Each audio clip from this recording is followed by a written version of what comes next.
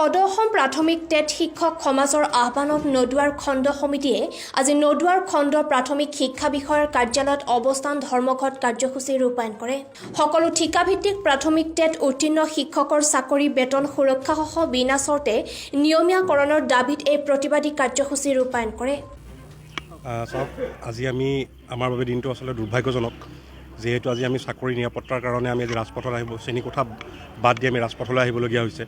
আপোনালোক সকলো জ্ঞাত যে আজি কিছুদিনৰ আগতে সৰ্বশিক্ষা মিছনৰ তৰফৰ পৰা এখন আমাক অপশ্যনেল পেপাৰ দিয়া হৈছে যে আমি ঠিকাভিত্তিক হৈ থাকিম নে আমি নিয়মীয়া পদত নকৰম, সেইটা অপশ্যন বাছি ল'বলৈ দিছে। আৰু আপোনালোকক জনাব বিচাৰিছোঁ যে যদি আমি নিয়মীয়া পদত তেওঁলোকে কোৱা মতে যদি আমি নিয়মীয়া পদত যোগদান কৰোঁ, আমাৰ 12টা বছৰৰ চাকৰি সেৱা, চাকৰিৰ মৰ্যাদা তথা আমাৰ দৰমহাৰ গা গাঁথনি যথেষ্টখিনি সলনি হ'ব। অৰ্থাৎ আমি বহুখিনি অৰ্থনৈতিক, মানসিক আৰু জ্যেষ্ঠতাৰ এইখিনি আমি সকলোখিনি হেৰুৱাবলগীয়া হ'ব। সেইকাৰণে আমি আজি আপোনালোকক অৱগত কৰিব বিচাৰিছোঁ যে আমি মহামান্য উচ্চ ন্যায়ালয়ত এটা গোচৰ ৰুজু কৰিছোঁ। আমি জনামতে সাময়িকভাৱে এই বিষয়টো এটা স্থগিতাদেশ জাৰি হৈছে, কিন্তু আমি আশা কৰিম যাতে আমি উচ্চ ন্যায়ালয়ৰ পৰা আমি আমাৰ চাকৰিৰ ক্ষেত্ৰত এটা সুউত্তৰ পাওঁ, আমাৰ চাকৰি নিৰাপত্তা প্ৰদান কৰক, আমি সেইটোক আশা কৰিছোঁ।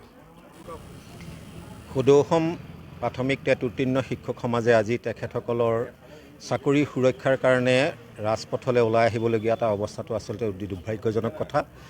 12 বছৰকৈ তেখেতসকলে চৰকাৰী চাকৰি কৰাৰ পাছত এতিয়া নতুনকৈ তেখেতসকলে চাকৰিত যোগদান লেখীয়া ব্যৱস্থাটো অতি হাস্যপদ।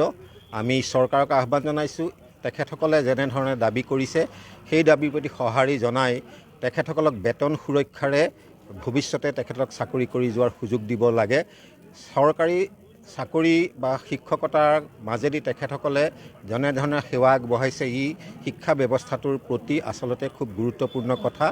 আমি দেখিছোঁ যে আজি শিক্ষকসকলে শিক্ষকতাৰ কৰাতকৈ তেখেতসকলৰ ভৱিষ্যতৰ চিন্তা কৰিয়েই পাৰ কৰিবলগীয়া হৈছে। ই শিক্ষা ব্যৱস্থাটোৰ কাৰণে আচলতে অতি দুৰ্ভাগ্যজনক কথা। এজন শিক্ষকে যদি তেখেতকে মনমত পঢ়া শুনা ছাত্ৰ ছাত্ৰীক কৰাব নোৱাৰে, কেৱল নিজৰ কথা চিন্তা কৰিবলগীয়া হয়, তাৰ কাৰণে কিন্তু শিক্ষকসকল দায়ী নহয়, তাৰ কাৰণে চৰকাৰেই দায়ী। শিক্ষকক আচলতে খুব মুক্তভাৱে শিক্ষকতা কৰাৰ এটা পৰিৱেশ চৰকাৰে গঢ়ি দিব লাগে।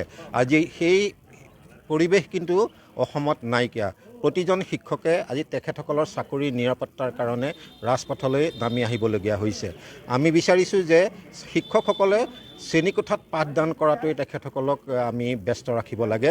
তাৰ পৰিৱৰ্তে কিন্তু শিক্ষকসকলক যদি এনেধৰণে মানসিক শাস্তি দি থাকে, তেতিয়াহ'লে শিক্ষা ব্যৱস্থাটোৰ প্ৰতি আচলতে খুব ভয়াৱহ দিন এটা আহি আছে বুলি আমি অনুভৱ কৰিব পাৰোঁ।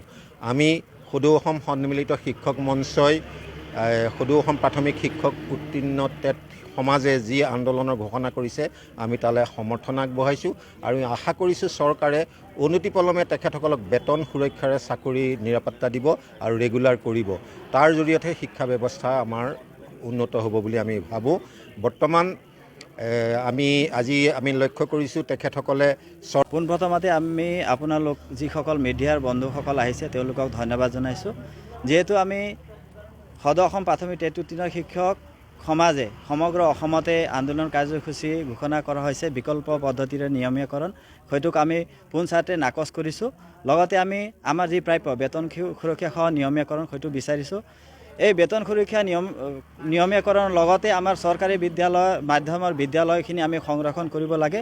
তাৰ কাৰণে চৰকাৰে গুৰুত্ব দিব লাগে, যাতে আমাৰ এই শিক্ষকসকলক মানসিক হাৰাশাস্তি নকৰি পেলাই এটা সুস্থ পৰিৱেশত আমি সুন্দৰ পৰিৱেশ গঢ়ি তুলি ভাৰতবৰ্ষৰ ভিতৰত অসম এখন অন্যতম ৰাজ্য হিচাপে কৰিব পাৰোঁ। তাৰ কাৰণে মুখ্যমন্ত্ৰী ডাঙৰীয়াক মই আহ্বান জনাইছোঁ আৰু তেওঁ আমাৰ এই বিষয়টো দৃঢ় মনেৰে সমাধান কৰিব বুলি বিশ্বাস আৰু তেওঁৰ সুস্বাস্থ্য আমি কামনা কৰিলোঁ। ধন্যবাদ। জামুগুৰি হাটৰ পৰা জোন বৰা ৰিপৰ্ট, PI নিউজ।